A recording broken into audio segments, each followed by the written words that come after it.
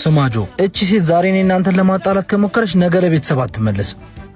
አንድ ጊዜ ብቻውን ላውራው ትሄድልናለህ? አይሄድም። እሱ እንዳላውሪኝ። እሺ በጣም ጥሩ። ስማ እኔ ከዚህ በኋላ ከእናት ጋር አንድ ቤት መኖር አልፈልግም እና ከቤት አስወጣልኝ።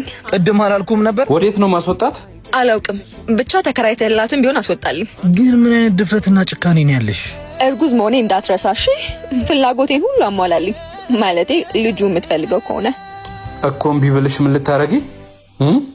ልጅህን መቼም አታየውም፣ ትረሳዋለህ። በቃ ማስፈራራት ምቺው እስከዚህ ነው። ይኸውልሽ መጀመሪያ እዛ ቤት ተመልሰሽ እንዳትመጪ።